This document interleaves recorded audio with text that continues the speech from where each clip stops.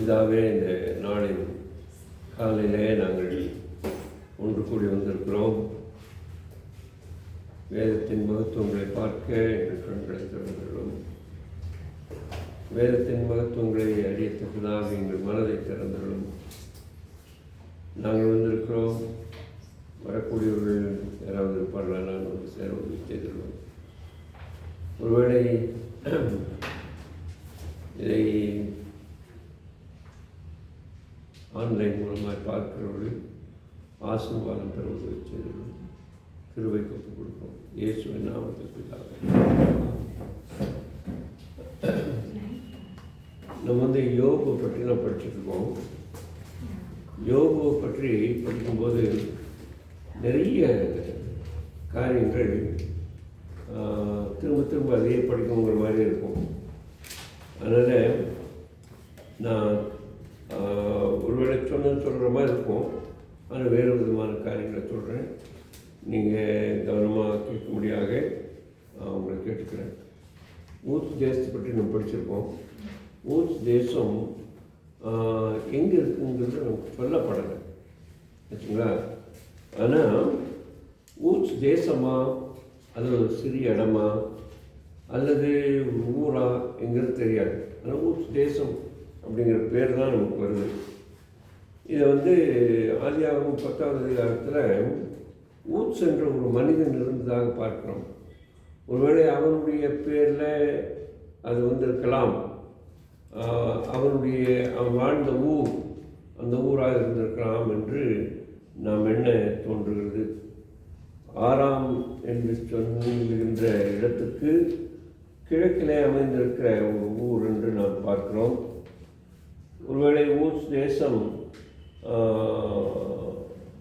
மெசொப்பொத்தேமியாவுக்கு வடக்கே இருக்கிறது என்று கூறப்பட்டிருக்கிறது. ஆகவே இந்த இடம் யூப்ரட்டஸ், டைக்ரஸ் அந்த நதிகளுக்கு இடைப்பட்ட பகுதியாக இருந்திருக்கக்கூடும்.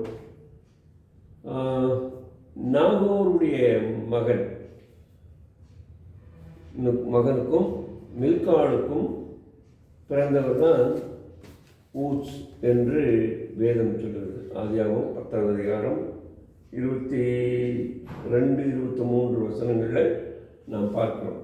ஆக இது ஆபிரகாமோடு கூட சம்பந்தப்பட்ட ஒரு ஊர் என்பதை நாம் அறிந்து கொள்ளலாம். ஆபிரகாமும் ஊர் என்ற ஊரில் வாழ்ந்ததாக நாம் பார்க்கிறோம். ஆக ஊர் என்ற ஊரும் இந்த ஊத்ஸ் என்ற ஊரும் ஒருவேளை பக்கத்தில் இருந்திருக்கக்கூடும் என்பது நம்முடைய ஒரு புரிந்து கொள்ளுதல் அல்லது நம்முடைய கணிப்பு. யோபுடைய பிள்ளைகளை பற்றி நாம் பார்த்துருக்கிறோம். யோபுவுக்கு முதல்ல 7 மகன்கள், 3 பெண் பிள்ளைகள் இருந்ததாக நாம் பார்க்கிறோம். ஆனால் அவர்கள் எல்லாரையும் ஒரே நாளில் அவர் சாக கொடுத்தார். அதற்கு பிறகு தேவன் அவருடைய சிறையிருப்பை மாற்றினார் என்று வாசிக்கிறோம். அவருடைய நோய் நொடிகள் எல்லாம் போய்விட்டது. யோபு தன் சிநேகிதருக்காக வேண்டிக் கொண்டார். யோபுடைய ஜபங்கள் யோபு புஸ்தகத்தில் நிறைய இருக்குது. அதையே நம்ம தனியாக ஒரு ஸ்டடியாக கூட எடுத்து செய்யலாம். யோபு எதுக்காக ஜபம் பண்ணார் என்கிறதெல்லாம் நம்ம படிக்க முடியும். இந்த யோபு கடைசியாக தன்னுடைய நண்பர்களுக்காக அவர்கள் அறியாமல் இவரோடு கூட யுத்தம் பண்ணுகிறார்கள் அல்லது வார்த்தை போர் நடத்துகிறார்கள் என்று சொல்லி அவர்களுக்காக வேண்டிக் கொண்டான். அவன் வேண்டிக் கொண்டதை கர்த்தர் கேட்டு அவர்களுக்கு மன்னிப்பு கொடுக்கிறார். யோபுடைய விண்ணப்பத்தை கேட்டு அவருக்கு மன்னிப்பு கொடுக்கிறார். இதில் அறியாமல் செய்திருக்கிறார்கள் என்று சொல்லி அதன் பிறகு நாம் பார்க்கிறோம் தேவன் யோபுடைய வாழ்க்கையை தலைக்கீழாக மாற்றுவதை நாம் பார்க்கிறோம். இங்கே ரொம்ப சிறப்பான ஒரு காரியம் என்னென்றால்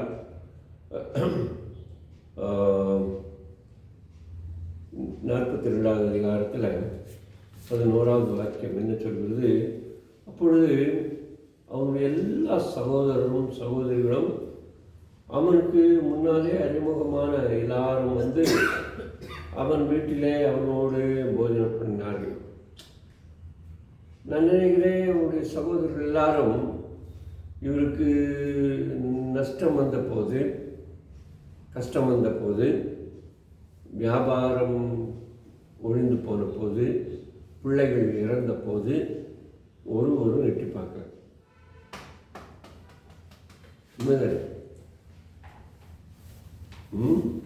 ஒருவரும் எட்டி பார்க்கல. அதனால தான் மனமுடைந்த அவனுடைய மனைவி, எவ்வளோ நாள் இப்படி இருக்க, சொந்த பந்த அண்ணன் தம்பி யாரும் கூட வரல, போய் செத்து தொலை அப்படின்னு கூட சொல்லியிருக்கக்கூடும். ஏன்னா சாதாரணமாக அண்ணன் தம்பிங்க வந்து ஆறுதல் கொடுத்து வருவாங்க. ஆனால் அந்த மாதிரி வந்ததாக இங்கே தெரியவே இல்லை. ஆனால் நண்பர்கள் தான் 3 பேர் தூரம் இடத்துலேருந்து வர்றாங்க. எத்தனை நாள் அவருக்கு பயணப்பட்டு வந்தார்கள் என்று நமக்கு தெரியாது. ஏன்னா நமக்கு பைபிள் படிக்கும்போது உடனே அவங்கெல்லாம் கேள்விப்பட்டு வந்துட்டாங்கன்னு நமக்கு தெரியும் நினைக்கிறோம். உடனே கேள்விப்பட்டு வர முடியாது. ஏன்னா அந்த நாட்களில் இப்போ இருக்கிற மாதிரி டெக்ஸ்ட் மெசேஜோ வாய்ஸ் மெசேஜோ கொடுக்க முடியாது, ஃபோன் பண்ணவும் முடியாது. ஆமாம், லெட்டர் கூட இல்லை, இல்லாத காலங்கள். யாரோ புறா காலத்தில் கட்டியெல்லாம் இல்லை, அந்த அந்த அந்த அந்த அந்த அந்த வரலாறுலாம் இல்லை.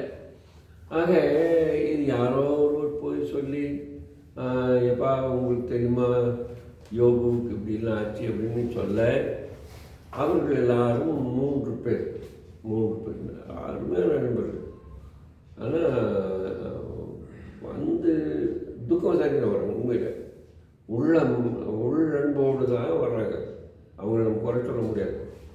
வந்து அவங்க விசாரிக்கிறாங்க. வரும்போது நம்ம பார்க்குறோம், யோபு ஒருவேளை வீட்டுக்கு வெளியே பார்த்துருப்பார். ஏன்னா மனைவி வாசனை நாடுதுன்னு அதனால் வீட்டில் சேர்த்திருக்க மாட்டாங்க. வேலைக்காரங்களாம் அவரை ரொம்ப மோசமாக பார்க்குறாங்க. அந்த வேலைக்காரனை எப்பா கொஞ்சம் தண்ணி விடுவா அப்படின்னு கேட்குற முடியாதுங்க.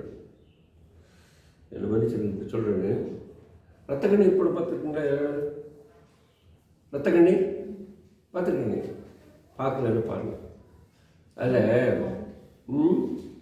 இந்த எம்ஆர் ராதா ரொம்ப சிறப்பாக நடிக்கிறார்.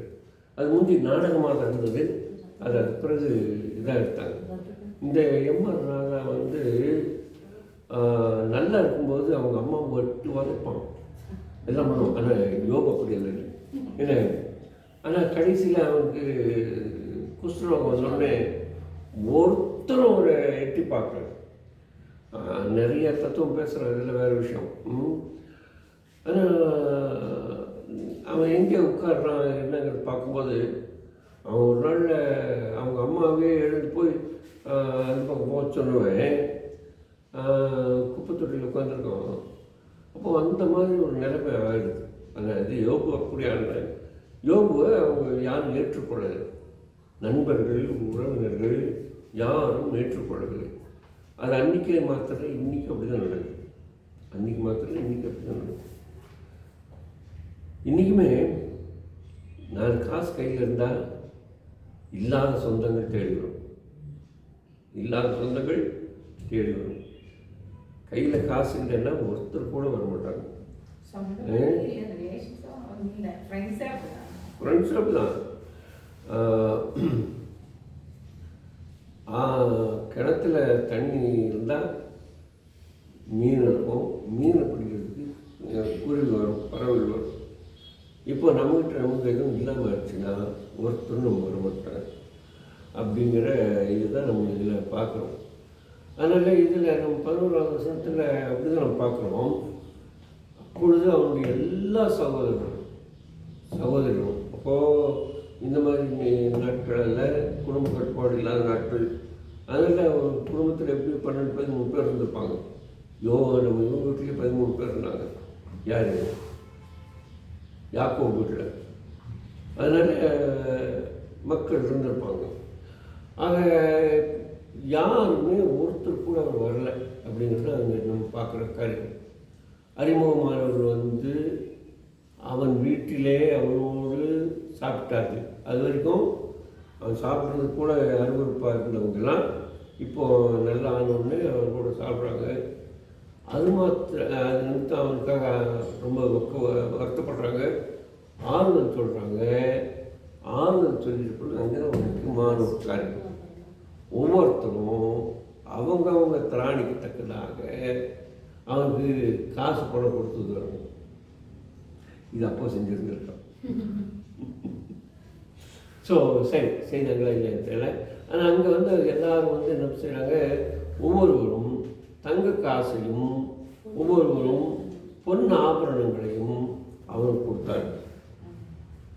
அதனால் அவங்க ரெட்டிப்பாகலை, அவங்கள கொடுத்ததுனால ரெட்டிப்பாகலை, கடவுளுடைய ஆசீர்வாதத்தினால ரெட்டிப்பாகலை. ஸோ அங்கே பார்க்குறோம் எல்லாரும் வந்து அவன் கெட்டு போகும்போது யாரும் பார்க்காதவங்க அவன் திரும்ப துளிர் விடும்போது வந்து உதவி செய்து அவரை போட்டுறாங்க பார்க்குறோம். அவரை போட்டும்போது நாங்கள் பார்க்குறோம், கர்த்தர் யோபின் முன்னிலைமையை பார்க்கலும் அவன் பின்னிலைமையை ஆசீர்வதித்தார். ரொம்ப முக்கியமாக அவனுக்கு நம்ம பார்த்த மாதிரி அந்த எருமை மாடுகள் எவ்வளோ ஆச்சுன்னு பார்க்குறோம். அவனுக்கு 7 பிள்ளைகள் இருந்தாங்க, 7 ஆண் குழந்தைகள், அதே 7 ஆண் குழந்தைகள், 3 பெண் குழந்தைகள். அவனுடைய மனைவி அவளும் மனம் திரும்பிப்பான்னு நினைக்கிறேன், எல்லாம் வராங்க. ஆனால் இதில் வந்து அவங்க மகள்களுடைய பேர்கள் மாத்திரம் கொடுக்கப்படும், மகன்களுடைய பேர்கள் கொடுக்கப்படலை. ஏன் அப்படின்னு நமக்கு தெரியல. 3 பேருமே உலகத்திலேயே அழகிகளில் அழகி உலக அழகி பட்டம் இந்த 3 வேலை போட்டி இருந்துச்சுன்னா இந்த நாட்கள் மாதிரி அவங்களுக்கு கிடச்சிருக்கும். ரொம்ப அழகிகளாக இருந்தாங்க. பைபிள் சொல்லுது, தேசத்தில் எங்கும் யோபின் மகள்களைப் போல அழகுள்ளவர்களான பெண்கள் காணப்படவில்லை அப்படின்னு சொல்லி நம்ம பார்க்குறோம். அதனால் இப்போது யோபு தான் சமத்துவத்தை கொண்டாடினார். இன்னைக்கு அரசாங்கம் என்ன சொல்லுது, பெண்களுக்கு வாரிசு உரிமை உண்டு. எப்பா என்னை கல்யாணம் பண்ணி கொடுத்து அப்படி கையை கழுவிடாதீங்க, சொத்துலேயே எங்களுக்கு பங்கு கொடுக்குன்னு சொல்லி எத்தனை பேர் போராட்டம் பண்ணாங்கன்னு தெரியல. ஆனால் இப்போது அரசாங்கம் போராட்டம் பண்ணாலும் சரி பண்ணாமல் இருந்தாலும் சரி பெண்களுக்கு பங்கு அப்படிங்கிற இதை வந்துடுச்சு. கல்யாணம் பண்ணி கொடுத்தாலும் சரி கல்யாணம் பண்ணி கொடுத்தாலும் சரி. ஆனால் அதை ஒரு 4000-5000 ஆண்டுகளுக்கு முன்பு யோபு கடைப்பிடித்தார். அதை நான் இங்கே அடிக்கோடிட்டு சொல்ல விரும்புகிறேன்.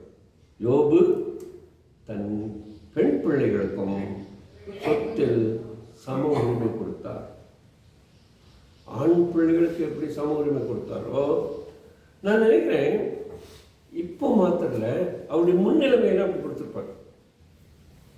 அதனால தான் அவங்க அண்ணன் தம்பிங்கெல்லாம் ஒவ்வொருத்தர் சார்ந்திருந்தாங்க.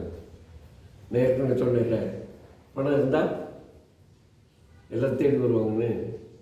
ஆக அவர்களுக்கு அந்த பணத்தில் அந்த சொத்தில் சம உரிமையை அப்போவே கொடுத்துருக்கக்கூடும். ஆனால் என்ன துரதிருஷ்டவசமாக அவர்கள் எல்லாரும் அழிந்து போனார்கள்.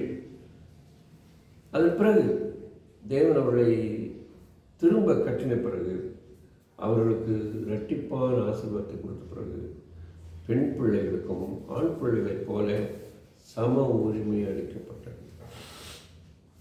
ஆக சம உரிமையை பேசுகின்ற வேத புஸ்தகம் என்பதை நாம் இன்றைய அரசியல்வாதிகளுக்கு சொல்ல வேண்டும். வேதத்தில் அப்படி நீங்கள் கொடுக்கலையா, நாங்கள் ஆரம்பத்தில் கொடுத்துறோம். என்ன அரசியலில் நீங்கள் இப்போ கொடுக்கணும்னு சொல்கிறீங்களே, அது 4000-5000 வருஷத்துக்கு முன்னால் எங்கள் பைபிளில் கொடுத்து அதுக்கு உதாரணம் நிலைநாட்டியிருக்காங்கன்னு சொல்கிறேன். சரிங்களா? இப்போ மலையாள கிறிஸ்துவ மலையாளங்களில் மலையாளத்துக்கு பொதுவாக நம்ம எல்லாம் மக்கத்தாயம்னு சொல்லுவாங்க. நம்மளெல்லாம் அவங்கள மருமகத்தாயம்னு சொல்லுவாங்க. நீங்கள் கோடி ரூபாய் வச்சுருந்தாலும் உங்கள் மகனுக்கு அது ஒரு பைசா போகாது. அவனுக்கு ஒரு கிஃப்ட் தான் கிடையாது. அவனுக்கு ஒரு கிஃப்ட் தான் போகும். என்ன, நம்ம ஊரில் பெண் பிள்ளைங்களுக்கு கல்யாணம் பண்ணி கொடுக்குறோம், அதனால் கல்யாணத்தில் எல்லாம் செலவு பண்ணிட்டோம்னு சொல்கிற மாதிரி அவங்க ஒரு கிஃப்ட் கொடுத்துருவாங்க, சின்ன ஒரு போர்ஷன். ஆனால் பெண் பிள்ளைகள் தான் அவங்க இருந்த தரவாடான்னு சொல்லுவாங்களா, அது அப்பா அம்மாவுடைய சொத்து. அது அவங்களோட அப்படியே பிள்ளைகள் மருமக்கட்டாயம். அதனால தான் மலையாளிகளில் பொதுவாக பெண் பிள்ளைகள் பெற்றோர்களோடு இருப்பாங்க. பார்த்துருக்குங்களா? பார்க்கலையா? மலையாளர்கள் வந்து பார்க்கல, எப்படி போய் பாருங்க.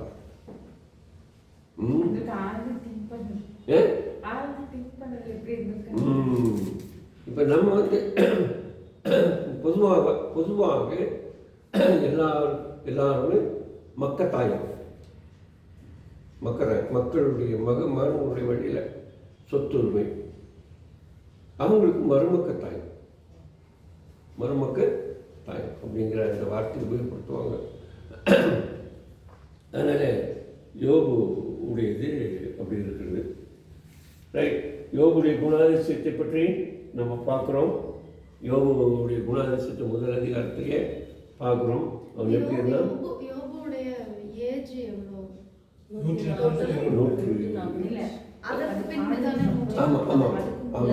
அது மொத்தம் வாழ்ந்த நாட்கள் வந்து யோபு 120 வருஷம் உயிரோடு இருந்து 4 தலைமுறை பிள்ளைகளை கண்டான் இருக்கு.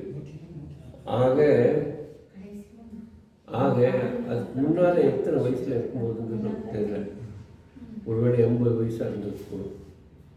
ஆனால் அவனுடைய மொத்த வயசு 120 வருஷம்.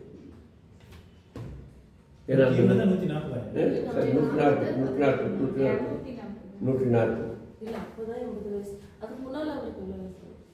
தெரியலையே. ஒரு 50-60 வச்சா கூட ஒரு அந்த காலத்துல வாழ்ந்தவர்னு சொல்றோம். அந்த ஏஜ் வச்சு. ஆமா. ஏன்னா அப்புறம் அந்த ஏஜ் குறைஞ்சு போகுது. ஆனா பிள்ளைகளை தான் 60 வயசுல இருந்து 80 வயசுக்குள்ள இருக்கு. 60 வயசுல இருந்து 80 வயசுக்குள்ள இருக்கலாம். ஆனால் 4 தலைமுறை பார்த்தான்னு சொல்லுது. அது அதுக்கு முன்னாடியா பின்னாடியாங்கிறது தெரியல. அதை வந்து எங்கேயும் யாரும் சரியாக ஒரு விளக்கம் சொல்லலை. அதனால் அவருடைய ஆயுஷ் நாட்கள் வந்து ஒருவேளை இது ஒரு 140ன்னா ஒரு 200 வயசு இருந்திருக்கலாம். ஒரு 200 வயசு இல்லை, அது இருக்கலாம் தோராயமாக. ஏன்னா எத்தனாவது வயசுல அவருக்கு ஆச்சுங்கிற நமக்கு தெரியல. கரெக்ட் ஐயா, ஒரு தலைமுறைக்கு 50 வருஷம் வைங்க. ஆமாம், 4 தலைமுறைனா 4-32 இல்லை, தலைமுறைக்கு 25 வயசு 30 வயசு தான் சொல்லுவாங்க. உங்களுக்கு பிறகு உங்கள் மகன் வந்துடுவான். உங்களுக்கு எத்தனை வயசில் உங்கள் மகன் வந்தான்? 26. அவன் 26 கல்யாணம் பண்ணான். அப்போ உங்களுக்கு 26 வயசு தான். அதுதான் தலைமுறை.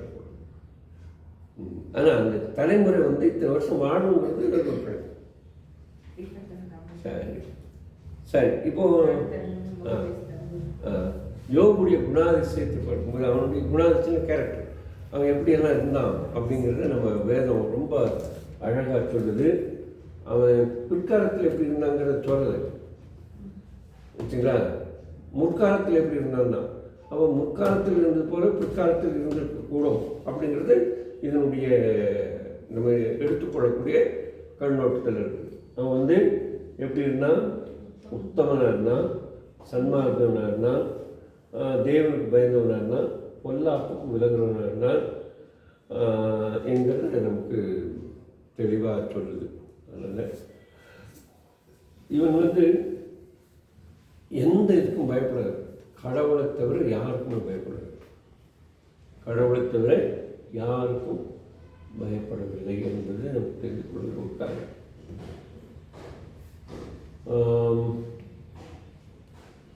தானத்தில் சிறந்தது எந்த தானம்? அன்னதானம், கண்தானம்.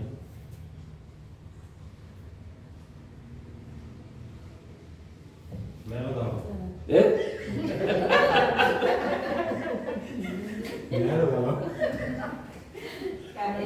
மேலதானம் வரல. இல்லை இல்லை, உங்களுக்கு வரும், சீக்கிரம் வரும், பயப்படாதீங்க.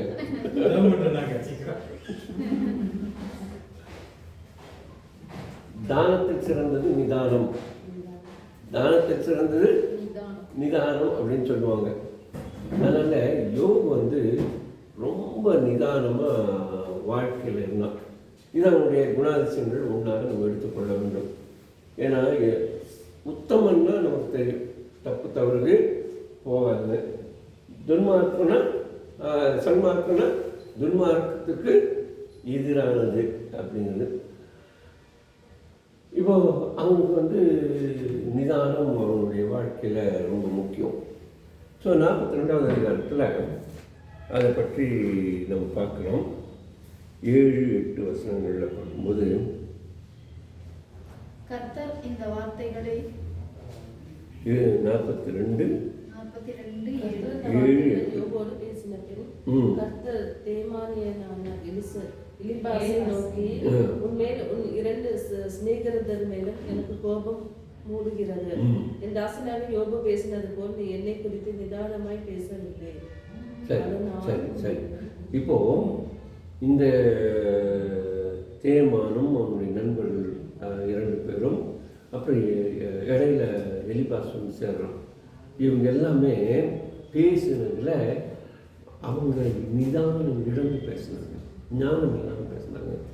ஆனால் யோபு அந்த சூழ்நிலைகளில் கொஞ்சம் கூட நிதானத்தை இழக்காமல் நிதானமாய் பேசினார். அதுவும் கடவுளை பற்றி பேசும்போது இவர்கள் எல்லாரும் கடவுளை பற்றி தாறுமாறாக பேசுகிறார்கள். நம்ம பாஷையில் சொல்ல போனால் கடவுளுக்கு கண் இல்லைங்கிற மாதிரி பேசுகிறாங்க. ஆனால் இங்கே யோபு நிதானமாக பேசுகிறார். அங்கெல்லாம் பேசும்போது பைத்தியக்கார மாதிரி பேசாதப்பா அப்படிங்கிறார். ஆண்டவர் பற்றி அவர் ஒரு குறைன்னு சொல்லலை. அதனால் இங்கே என்ன சொல்லுது?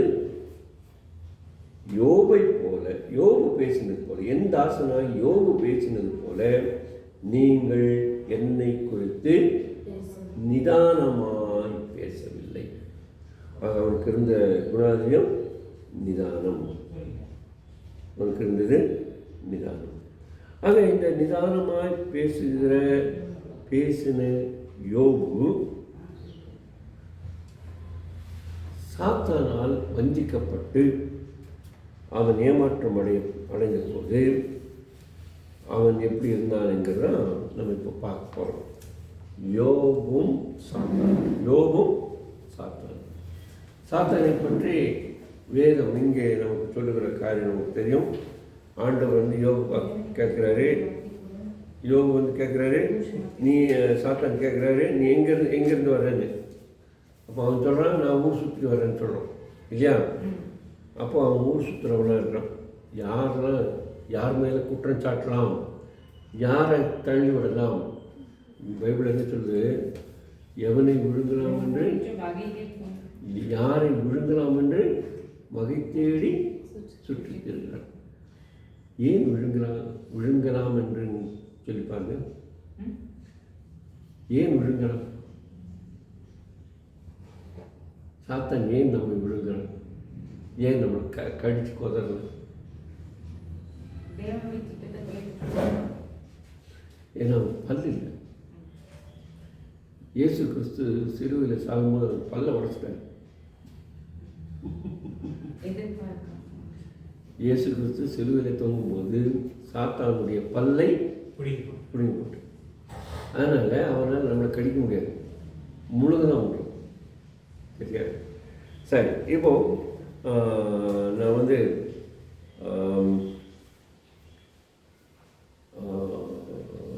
சாத்தானை பற்றி ஒரு சில கருத்துக்களை உங்களுக்கு சொல்ல விரும்புகிறேன். ஏன்னா சாத்தான் வந்து யார் அப்படிங்கிறத இங்கே சொல்லப்பட்டிருக்கு.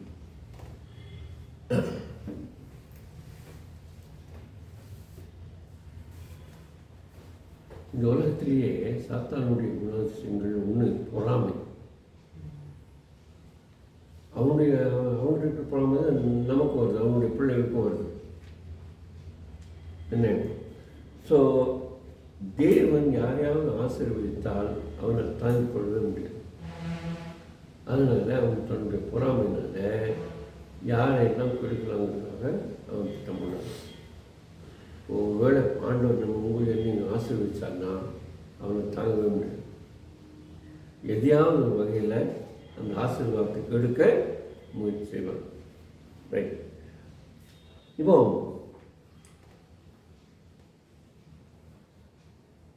இவன் வந்து நம்மை மாத்திரம் குற்றம் சொல்வதில்லை, கடவுளையும் குற்றம் சொல்லுவான். கடவுளை குற்றம் சொல்ல நம்மை வைப்பான். நாம் கடவுளை குற்றம் சொல்ல நம்மை ஏவுவான். சரிங்களா? அதனால் இந்த யோபுடைய வாழ்க்கையில் சாத்தான் வந்து ஒரு பெரிய ரோல் ப்ளே பண்ணுறதை பார்க்குறோம்.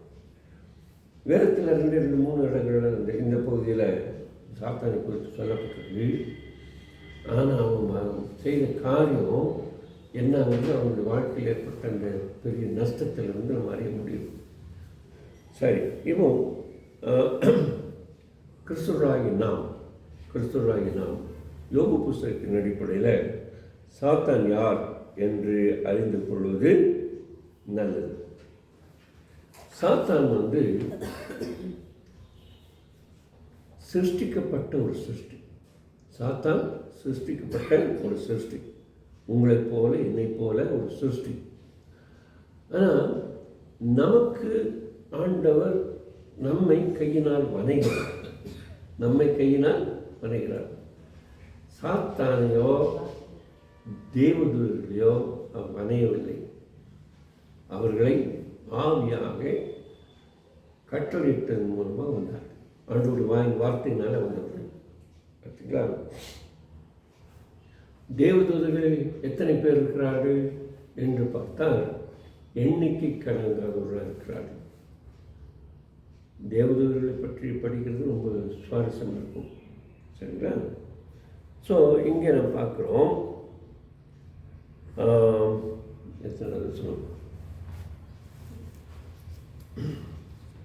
1வது அதிகாரத்தில் பண்ணுங்க.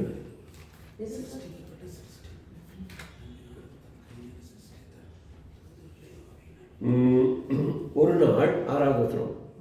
ஒரு நாள் தேவபுத்திரர் கர்த்தருடைய சந்நிதியில் வந்து நின்ற போது சாத்தானும் அவர் நடுவிலே வந்து நின்றான். இங்கே தேவபுத்திரர்கள் என்பது யார்? தேவபுத்திரர்கள் என்பது யார்? தேவபுத்திரர்கள் என்பது தேவதூதர்கள் தான், தேவனுடைய தூதர்கள் தான். தேவதூதர்கள் நடுவில் சாத்தான் வந்து நின்றான். அது எப்படி சாத்தியம்?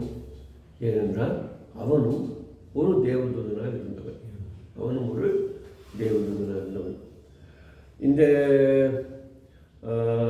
இதை பற்றி மற்றவங்க சொல்லும்போது என்ன சொல்கிறாங்கன்னா,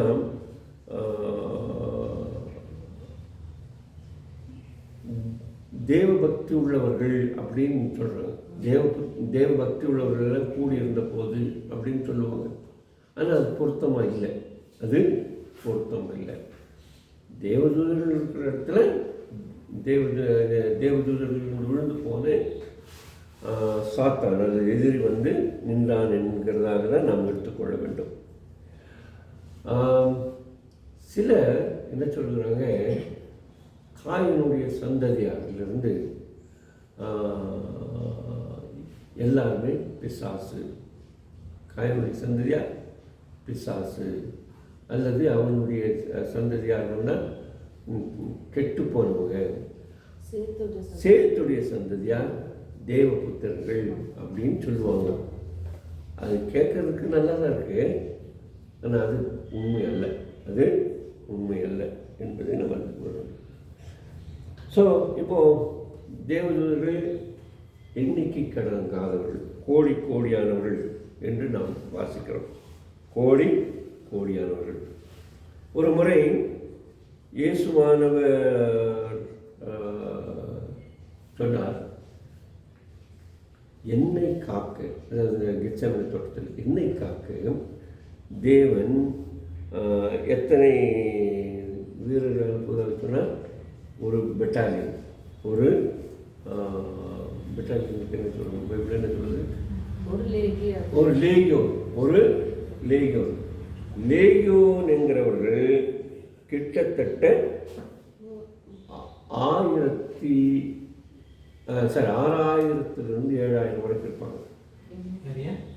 ஒரு பெட்டாலியனில் ஒரு ஒரு என்ன சொன்னீங்க தமிழ், லேகியோன், ஒரு லேகியோன் என்கிறவர்கள் கிட்டத்தட்ட 6000 பேர் இருப்பாங்க. அதில் இந்த 50 பேருக்கு தலைவர்கள், 100 பேருக்கு தலைவர்கள் என்கிறவங்கெல்லாம் கூட்டி பெருக்கி வகுத்து பார்த்தா கிட்டத்தட்ட ஒரு 6000 7000 வரைக்கும் இருப்பாங்க ஒரு ஒரு ஒரு பெட்டாலியன். அது வந்து பெட்டாலியன் சொல்லுவாங்க நம்ம இந்தியா முறைப்படி. லேகியோன், லீஜன், சமானம், ஆமாம். லீஜன் அப்படின்னு இவங்க சொல்லுவாங்க கேத்தலிக்ஸ். என்ன லீஜன் ஆஃப் மேரி கேள்விப்பட்டிருக்கீங்களா? மரியாளுடைய சேனை, மரியாளுடைய சேனை கேள்விப்பட்டிருக்கீங்களா? அந்த லீஜன், அதுதான் லேகியோன். ஒரு லேகியோன்னா ஒரு ஒரு பெட்டாலியன் அப்படிங்கிறது அதனுடைய அர்த்தம். ஸோ இதில் வந்து கிட்டத்தட்ட 6 சில்லறை இருக்காங்க. அவங்கெல்லாம் சேர்ந்து கிட்டத்தட்ட ஒரு 80,000 தூதர்கள் இயேசுவுக்காக சண்டையிட வருவார்கள் என்று ஒரு குறிப்பு நம்ம புதிய ஏற்பாட்டில் வருகிறது. கெத்செமனே தோட்டத்தில் சொல்லுவார்ல, தேவன் எனக்கு எத்தனை லேகியோன் அனுப்புவார்னு சொல்கிறாரு, 12 லேகியோன் அனுப்புவார், 12 லேகியோன் அனுப்புவார்னு சொல்லுவார்ல.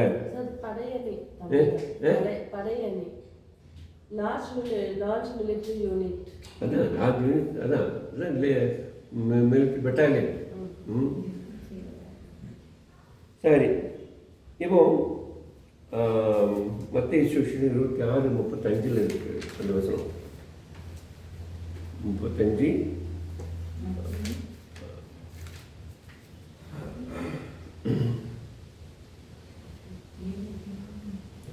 இப்போ இந்த நம்பர் பற்றி பார்க்கும்போது வெளிப்படுத்தின விசேஷத்தில் 5வது அதிகாரம் 11வது வசனம், யாராவது ஒருத்தர் பண்ணுங்களேன். 5வது அதிகாரம் 11வது வசனம் வெளிப்படுத்தின விஷயம். பின்னும் நான் பார்த்தபோது சிங்காசனத்தையும் ஜீவன்களையும் மூப்பர்களையும் சூழ்ந்திருந்த அநேக தூதர்களுடைய சத்தத்தை கேட்டேன். அவர்களுடைய இலக்கம் 16,000 ஆயிரமாகவும் இருந்தது. இப்போ 10,000னா 10,000 இருக்குல்ல, அது 10,000. 10,000 10,000 கணக்கு கடங்காதது என்கிறது சொல்றது. கணக்கு கடங்காததுன்னு சொல்றதுக்கு அந்த நேரத்தில் என்ன சொல்றாங்க? 10,000 10,000ங்கிறது 10,000 10,000 இருந்தார்கள் என்று சொல்லுது. ஏன்னா நீங்கள் இங்கிலீஷ் பைபிள் படிச்சிங்கன்னா தெரியும். 10,000 and 1,000 10,000 10,000 இருந்தது என்று எபிரேயருக்கு எழுதும்போது எபிரேய ஆசிரியர் என்ன எழுதுகிறார்? 12வது அதிகாரம் 22வது வசனத்தில் விசுவாசிகளுக்கு இப்படி சொல்லுகிறார். விசுவாசிகளுக்கு என்ன சொல்கிறார்? நீங்கள் இப்பொழுது உயிருள்ள கடவுளிடத்திலும் பரம எருசலேம் இடத்திற்கும் எண்ணிக்கை கிடங்காத தூதர்களிடத்திற்கும் அழைக்கப்பட்டீர்கள். படிங்கப்பா 12:22 எபிரேயர் 22.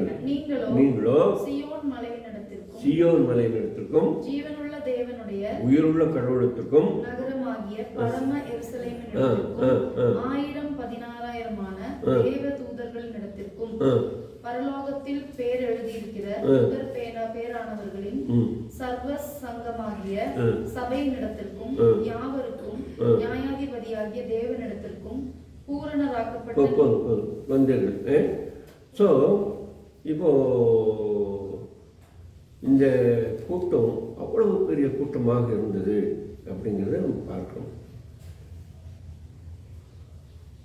இப்போ 2 நாளாகும் புஸ்தகத்தில், ராஜாக்கள் புஸ்தகத்தில் எலியா பார்க்குறாரு. எலியா 6வது அதிகாரம் 17வது வசனம். 2 ராஜாக்கள் 6:17. இந்த மலை முழுவதும் அக்னி ரதங்கள் சூழ்ந்திருந்தன. அக்னி ரதங்கள் சூழ்ந்திருந்தன என்று படிக்குமா? 6:17. அப்பொழுது எலிசா விண்ணப்பம் பண்ணி, கர்த்தாவே, இவன் பார்க்கும்படி இவன் கண்களை திறந்தள்ளும் என்றான். கேயாசுடைய கண்களை திறக்க சொல்றார். உடனே கர்த்தர் அந்த வேலைக்காரன் கண்களை திறந்தார்.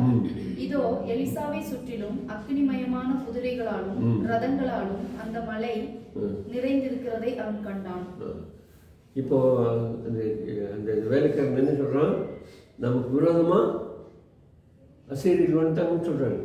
அப்போ அவர் ஜெபம்ன்றாரு, அப்பா ஆண்டவரே, இவன் கண்ணை தரங்க, என்ன சுற்றி யார் நிற்கிறாங்கன்னு பார்க்கணும். அப்போ பார்க்கும்போது கண்ணை திறக்கிற ஆண்டவர், கண்ணை திறக்கும்போது இவரை சுற்றி யார் இருக்கிறது? 1000 ரதங்கள், அக்னிமயமான ரதங்கள் இருக்கிறது. இப்போ அதை பார்த்தோன்னே, எப்போ அவங்க தோற்றுவார் அப்படிங்கிற எண்ணம் அவருக்குள்ளே வந்தது பார்க்கணும். ரைட். ஆக இன்னும் சொல்லப்போனால் ஒரு தேவதூதனால் 10,000 பேரை ஒரே நொடியில் கொள்ள முடியும். ஒரு தேவதான். ஆனால் 10,000 சொல்கிறத விட நான் இப்படி சொல்கிறேன். 2 சாமுவேல் புஸ்தகம் 24வது அதிகாரம் 15-16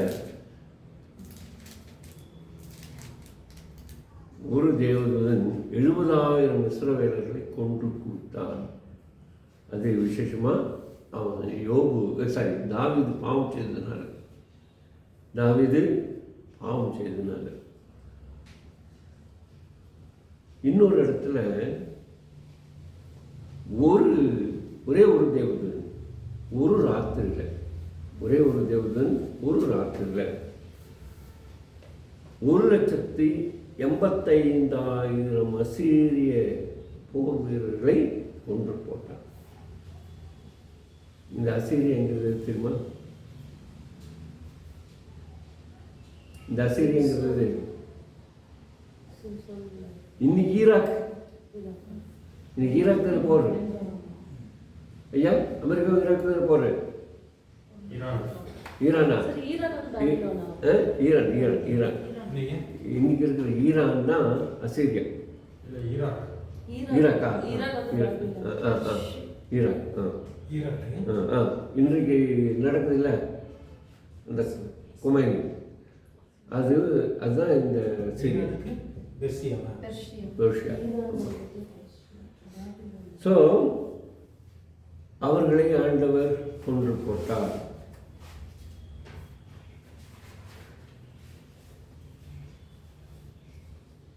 ஒரே ஒரு தேவதூதன் ரோமர்கள் இயேசுவை பூட்டி சங்கையை கட்டி போர் வீரர்களை நிறுத்தின அந்த கல்லறையை ஒரே எட்டி உதச்சி திறக்க முடிஞ்சது. இன்றைக்கி நான் உங்களுக்கு ஒரு கருத்து சொல்கிறேன். உங்களுக்கு எனக்கு என்று தேவன் தனியாக ஒரு தேவதூதனை வைத்திருக்கிறார். எத்தனை பேருக்கு தெரியும்? எத்தனை பேர் விசுவாசிக்கிறீங்க? ஆமென். ஏன்னா நம்மை குறித்து ஆண்டவருக்கு அந்த தேவதூதர்கள், ஒரு தேவதூதர்கள் கணக்கு. இதுதான் யாக்கோபு இந்த பெத்லகேமில் படுத்திருக்கும் போது நடந்தது. தனிமையப்பட்டாலும் தனிமை எங்கே போய் மாட்டிட்டாலும் ஆண்டவருடைய தூதர்கள் நம்மோடு இருப்பார்கள் என்பதை நாம் அறிந்து கொள்ள வேண்டும். நான் நினைக்கிறேன் அன்றைக்கி யாக்கோபு மாத்திரம் வீட்டில் இருந்து போகல. அவன் பெரிய பணக்கார பையன், அவன் கூட வேலைக்காரங்க கட்டாயம் போயிருக்கணும். இருந்தாலும் வேலைக்காரர்கள் எப்போ வேலைக்காரர்கள் தானே. ஆண்டவர் யாருக்கு பாதுகாப்பு கொடுக்க விரும்புகிறாரு? இவருக்கு தான் பாதுகாப்பு கொடுக்க விரும்புகிறார். ரைட்.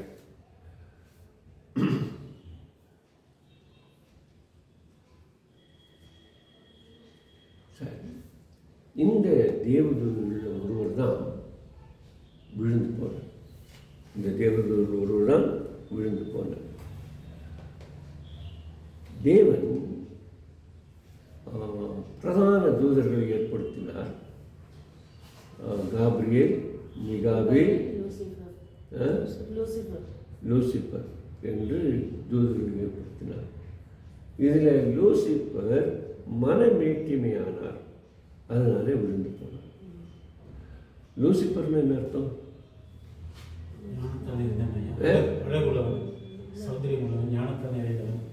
லூசிபர்னா வெளிச்சத்தின் மகன் என்று பொருள்.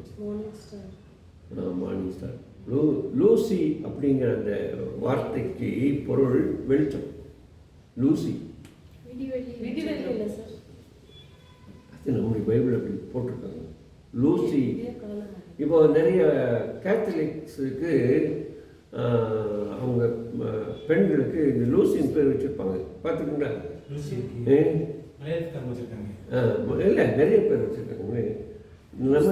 நம்ம என்ன நினைக்கிறோம்னா, ஏன் இந்த பேர் வச்சுருக்காங்க லூசி அப்படின்னு நம்ம நினைக்கிறோம். அந்த லூசிங்கிறது வெளிச்சம். லூசினா வெளிச்சம். ரைட்.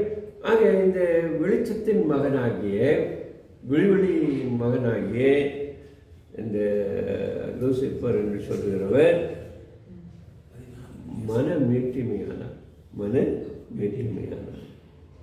மனமேட்டிமையாகி அவன் தன்னுடைய பரிசுத்த நிலைமையை விட்டு விலகினார். உண்மையிலே தேவதூதர்கள் பரிசுத்தவான்கள். அவர்கள் எப்போதும் தேவனை துதித்துக் கொண்டே இருப்பார்கள். மார்க் சுவிசேஷம் 8வது அதிகாரம் 38வது வசனத்தில் நம்ம இப்படி வாசிக்கிறோம். மார்க் 8:38.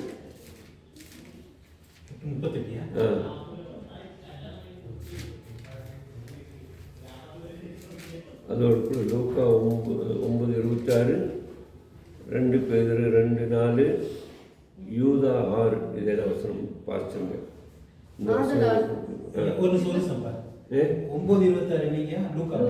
லூக்கா 9:26, 2 பேதுரு 2:4, யூதா 6. ஆதலால் விபச்சாரமும் பாவமும் உள்ள இந்த சந்ததியில் என்னை குறித்தும் என் வார்த்தைகளை குறித்தும் எவன் வெட்கப்படுவானோ அவனை குறித்து மனுஷகுமாரனும் தமது பிதாவின் மகிமை பொருந்தினவராய் பரிசுத்த தூதர்களோடு கூட வரும்போது வெட்கப்படுவார் என்றார். அது இவர்கள் எல்லாரும் பரிசுத்தம் உள்ளவர்களாக இருந்தார்கள். சரி, இப்போ ஆண்டவர் சொல்லும்போது சொல்றாரு, தேவதூதர்கள் சொல்லும்போது இவர்களெல்லாம் தெரிந்தெடுக்கப்பட்டவர்கள், எலெக்டட், பரிசுத்தவான்கள் அப்படின்னு 2 தீமோத்தேயு 5:21. சரிங்களா? 5:21. உமன் நீ வந்து சேரும்படி ஜாக்கிரதைப்படு. ஐகுப்துக்கும் நம்ம 1 தீமோத்தேயு 5:21 1 தீமோத்தேயு 5:21. ஓ, இன்னும் தீமோத்தேயு. ஆமாம், நான் 2 தீமோத்தேயுன்னு சொன்னோம். ஆமாம். மன்னிக்கணும். 5:21. நீ நீ பட்சபாதத்தோடே ஒன்றும் செய்யாமலும் விசாரிக்கும் முன் நிர்ணயம் பண்ணாமலும் இவைகளை காத்து நடக்கும்படி தேவனுக்கும் கர்த்தராகிய இயேசு கிறிஸ்துவுக்கும் தெரிந்து கொள்ளப்பட்ட தூதருக்கும் முன்பாக உறுதியாய் கட்டளையிடுகிறேன். அப்போ சாட்சி யார் வைக்கிறாரு? தேவதூதர் சாட்சி வைக்கிறார். அவர் தெரிந்து கொள்ளப்பட்ட தேவதூதருக்கு முன்பாக உறுதியாக கட்டளையிடுகிறேன். ரைட். ஸோ இதோட கூட நீங்கள் வேறு 2-3 வசனங்களை நீங்கள் எடுத்துக்கலாம். சங்கீதம் 89:7, சங்கீதம் 89:7, 2 பேதுரு 2:4. அது பாவம் செய்த தூதர்களே தேவன் தக்க. சரி. இப்போ இவங்கெல்லாம் பாவம் செய்யாதவர்களாக இருந்தார்கள். ஆனால் இவர்கள் தங்களுடைய மேற்றுமையாலே பாவம் செய்தார்கள் என்று சொல்லி 2 குறிப்பிட்ட வேத வசனங்கள் நமக்கு சொல்வது. ஒன்று ஏசாயா 14வது அதிகாரம், இன்னொன்று எசேக்கியேல் 28வது அதிகாரம். இது 2 படித்தோம்னா இந்த லூசிபருடைய காரியம் நமக்கு வெளிப்படும். சரிங்களா? இது எந்த காலத்தில் நடந்தது நமக்கு தெரியும்.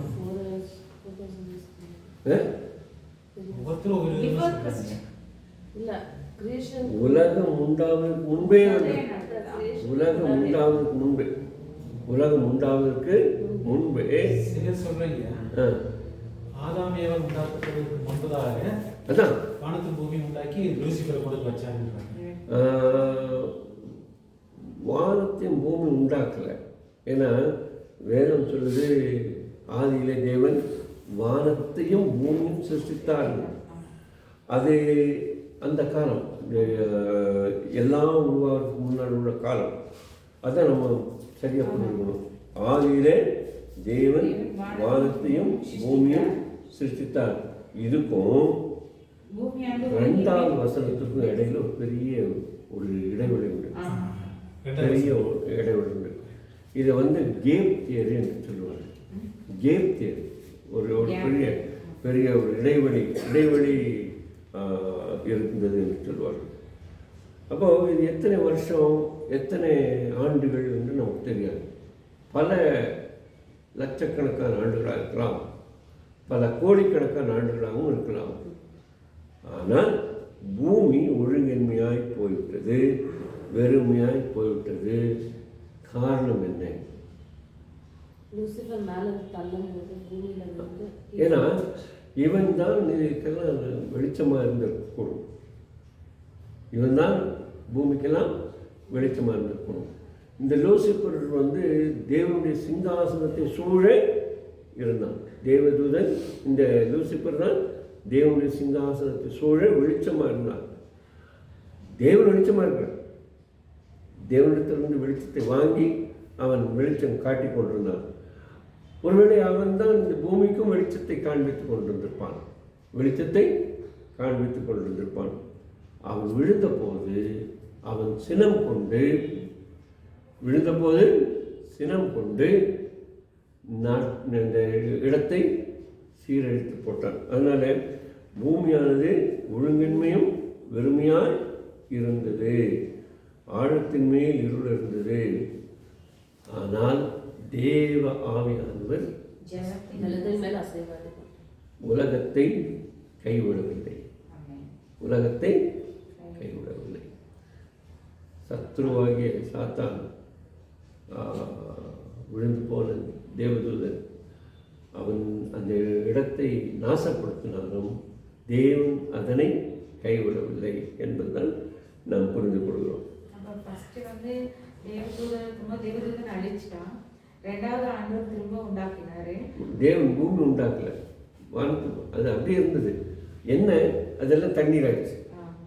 அது தனித்தனியாக பிரிக்கிற வேலை தான் நம்ம செய்வோம். தனியாக பூமி உருவாக்கணும்னு சொல்லி உருவாக்குறேன் நினைக்கிறேன். ஏன்னா இருக்கிற வேத வசனத்தின் வெளிச்சத்தில் நம்ம அப்படி தான் பார்க்குறோம்.